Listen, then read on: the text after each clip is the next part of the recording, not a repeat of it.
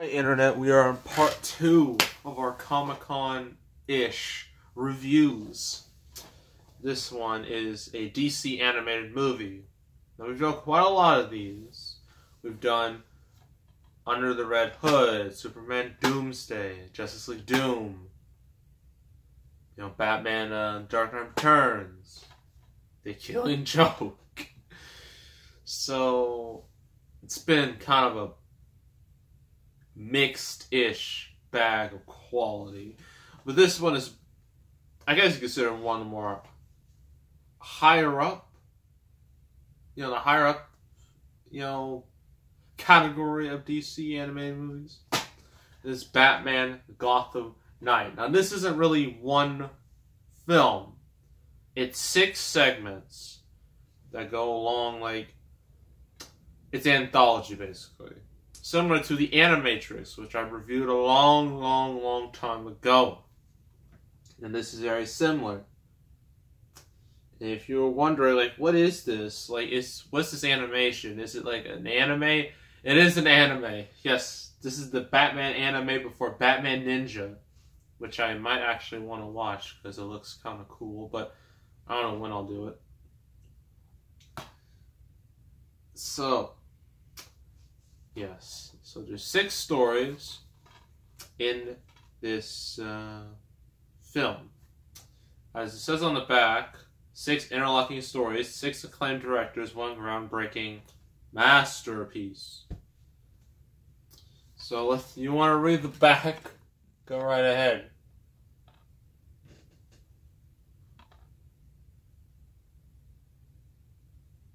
Alright. So acclaimed screenwriters include David Goyer. Okay. That's a very controversial statement. Because David Goyer, or David S. Goyer, if you will, yes, he did script Batman Begins and The Dark Knight.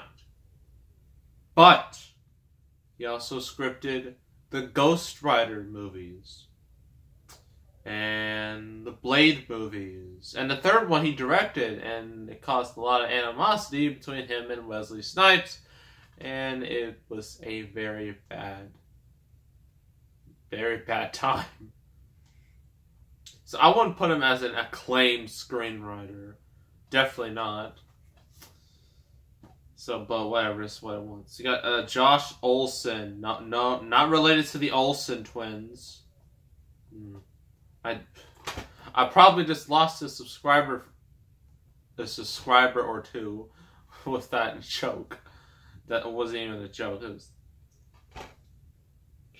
Moving on from he did A History of Violence, and Alan Burnett, who did the Batman the Animated Series. So there's some talent. Joined forces with revered animation filmmakers on 6 spellbinding chapters chronicling Batman's transition from novice crime fighter to the Dark Knight. These globe-spanning adventures pit Batman against the fearsome Scarecrow, the freakish Killer Croc, and the unerring marksman Deadshot. From some of the world's most visionary animators comes a thrilling depiction of Batman as man, myth, and legend. Okay, let's start. I forgot what the chapters were called.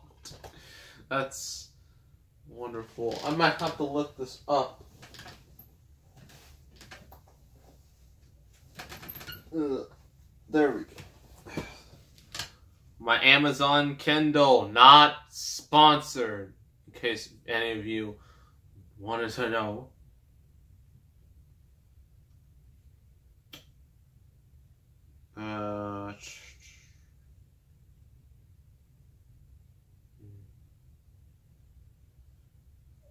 So about the DCU, they're likely going to announce some stuff for it at Comic-Con, since Marvel's not there. They have it all to themselves.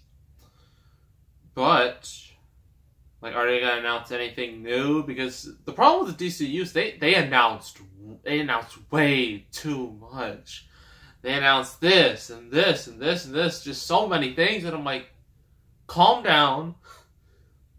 Only reveal stuff you're actually going to make. Don't just throw out ideas. You're just throwing everything at the wall and seeing what sticks, because that's a terrible idea. It's not smart. We do know the Joker movie's coming with Joaquin Phoenix. I don't know about that. With the Joker, what makes him interesting is that he's mysterious. You don't know much about him, but by making an origin story, it just kind of ruins that. They ruined it in the comics, so they might as well ruin it in the movies too. And does anyone know if that Batman Matt Reeves movie will ever happen? Because I'm hearing it's gonna happen, it's not gonna happen, it's so inconsistent. Someone please confirm. Please. So our segments. They are Have I Got a Story for You? Crossfire, Field Test, In Darkness Dwells, Working Through Pain, and Deadshot. That last one's pretty simple. Let's start with Have I Got a Story for You? So you got these 4 kids, like, in a street park, a skate park, whatever. And they're talking to each other, and they all, well, at least 3 of them, say, like, oh, we've seen Batman. And each has a different depiction of Batman. One depiction has Batman literally going through shadows, like he's a vampire or something. And then another one has a literal bat. Yes, kind of like a man bat, something similar to that. Yeah, he's literally a bat going around. And then another one, he's a robot, and I'm like, are you kids seeing things right? I'm pretty sure Batman has never been any of those things. But then he's also finding these weird-looking guys in all these little segments. Well, not in all the segments in this segment, but in each of the kids' depiction of Batman. Then the final kid, well, he, while they're talking, one of the goons breaks in. And then you see Batman, he's all, like, beaten up and bloodied. Not too gory, because PG-13. But yeah, he's about to, like, the goon's about to stab Batman in the back, but then one of the kids takes a skateboard and hits the dude in the back of the head. And Batman is like, oh, thanks, I owe you one. So yeah, that's that segment. Next up is Crossfire. So you got these 2 police officers, well, sort of police officers. They're in the police force. And they are part of the Major Crimes Unit, the MCU. And that joke is just too easy. I'm just going to let all of you make jokes about it right now. Just go with it. That's the... it was 2008. They didn't know what the MCU would become. But, just ignore the background noise. But it's just kind of funny. So, some of these are actually interlocking in a way. Like, they have certain characters pop up again, or certain scenarios pop up again in the next one. And the Man in Black, the guy who was kind of trying to kill Batman, that's who he is. He's still in the Arkham Asylum, but things go bad because you have 2 gangs. You got the Russian mob and Sal Maroni's gang. And they're about to just kill each other, and then everything's about to go bad. And then, Sal Maroni, in all this Crossfire, he takes one of the police officers, tries to shoot a gun in her head, and before all this happens, the 2 police officers are having a little debate. One thinks Batman's a vigilante, the other thinks he's a hero. So, there's that. And, so Sal Maroni is literally trying to shoot this woman in the head. Batman comes in and saves the day. And so that's how that ends. Next we got, Field Test.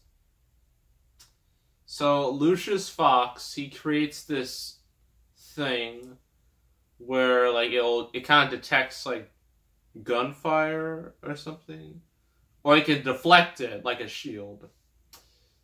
And like Batman, one of his missions, he's like going, trying to fight off all these goons. Once again, Sal Maroni, he returns, and with the Russian mob. Guess who their leader is? Just guess. Take a wild guess.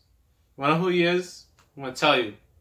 He's the Russian. Yes, that's the leader. The Russian. Originality at its finest.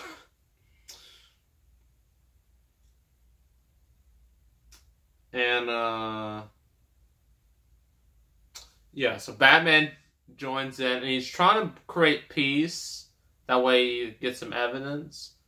But one of Sal Maroni's men has to shoot him, but because it deflects, it doesn't hit Batman, but it hits one of the other, the Russian mobs, one of their guys.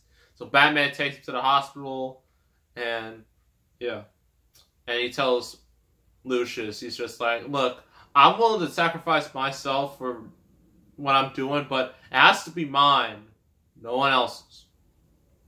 So the next one, In Darkness Dwells. So, this is basically Batman fighting Killer Croc. Yeah, that's a nice way to summarize it. But, Batman notices that Killer Croc doesn't look right. But then he realizes it's fear toxin from the Scarecrow. And let's see, what else? I'm trying to look through this, because that's the problem with having all these mini stories. You kind of forget some of them.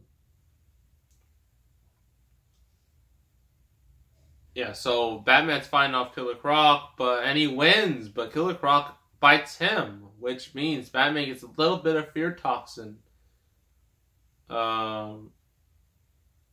In his bloodstream, and he's just going through visions, but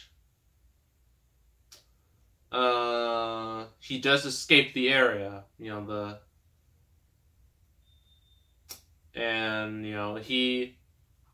that's how that ends. So the next one is Working Through the Pain. So we're still in the sewers. Batman gets shot because some guy is on some fear toxin, and he had a gun, so that doesn't end well. Batman's bleeding. He's in a bad way. Then he tries to basically do some self-medical work on himself. And we go through some flashbacks. One of them is when he was like a helper at like a medical at a relief effort, medical field, and he's literally trying to bring down a guy who's going through surgery without anesthesia. So he's awake, feeling all that pain, which it's not pleasant. Then after that, he meets this woman named Casaronda. And what the thing with her is that she disguised herself as a boy to enter this little, what is this, fakir?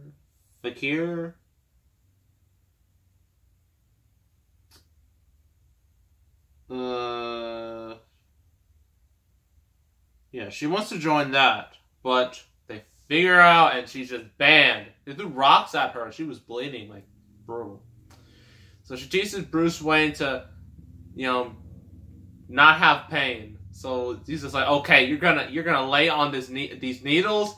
You're gonna walk along hot coals, and and so some thugs or criminals, they're about to attack her, and then when they try to attack Bruce, Bruce doesn't feel anything and beats them all up. And so she's like, oh, thank you.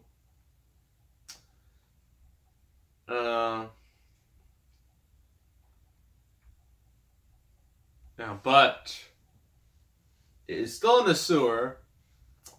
He's like near some garbage, and he sees a bunch of guns. And instead of, putting them down, considering Batman hates guns, that is a fact that's been in all the canon. When Alfred tries to help him, but Batman with just arms full of guns, he's just like, I can't. And I'm just like, oh, well, whatever. So the last one is Deadshot.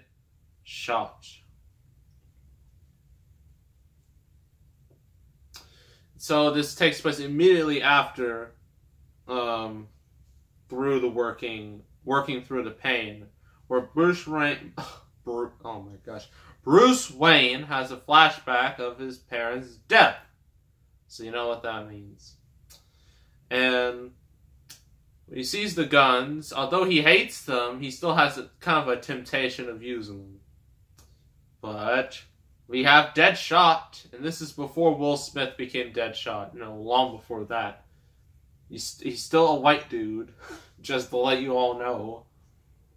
This was before, like, the Assault on Arkham animated film that people liked so much that it inspired Suicide Squad to get made in that style. So yeah. But, Deadshot, he wants to kill Batman. And while they're fighting, he reveals, hey, I was hired by the Russian. I'm literally I just did it for him. And then Batman punched him in the face and he's knocked out. And then that's about it. So 6 stories. Are any of them good? Well, of all of them, of the 6, I only really remember the one with the kids, the one where he can't feel pain, or he's trying to not feel pain. And, there's the kids not feeling pain, police officers deflecting bullets, Deadshot, and then finding Killer Croc. So overall, there's really only 2 that I really, really liked, and that was the first one with the kids, and then the second to last one where he's trying not to feel pain. Those are the ones that were the most interesting. The others are just kind of okay-ish. And each one of them has this, well, at least, let me look this up again. See, and by the way, Ben Affleck, what am I saying? Kevin Conroy voices Batman in all the shorts, which is an automatic thumbs up for me. Although in one of the shorts, him as the voice of Bruce Wayne, it just sounded weird. It didn't sound right. If you see this movie, you'll know which short it is where it just sounds weird. Or it just doesn't, like, that voice just doesn't fit with that character, So our animators are Studio 4 Celsius, I think. Production IG, B-Train, Madhouse, Studio 4 Celsius, I guess, I don't know, and Madhouse. Studio 4 Celsius, they honestly have the most appealing art style of the bunch. Madhouse has in my opinion, the least appealing because it just looks kind of grimy and just, I don't know. I just didn't like it. I just don't like that style too much. It's not super appealing. So our pros and cons. Pros. Kevin Conroy, although one of the characters looks... It's like, he sounds too old for a young Bruce Wayne. Just doesn't sound right. I Have a Story for You, and... I keep forgetting. And Working Through the Pain. Those 2 I can highly, highly, highly recommend. The others are just okay. Nothing bad. I just like those 2 more, and that's just how it is. And cons. It's just like those other four sketches. They're not bad, but I just didn't like them as much as, you know, Have I Got a Story for You and Working Through the Pain. Like, those were good. The rest are just kind of okay-ish. So overall, I'm gonna give this whole thing, combining everything, a 7 out of 10. Yeah, some of you are like, really? A 7? But that's just how I feel about Batman Gotham Knight. At least it's not a Killing Joke. Ah. Oh, that movie was horrendous. So next review, in our final chapter of our Comic-Con movie review things, is Scott Pilgrim vs. the World. The prime example of a movie that appeals to a Comic-Con crowd, but unfortunately that Comic-Con crowd is just not big enough to make it a success. So yeah, that'll be next. So make sure to subscribe, like this video, leave a comment, and I will see you all next time, and I am out.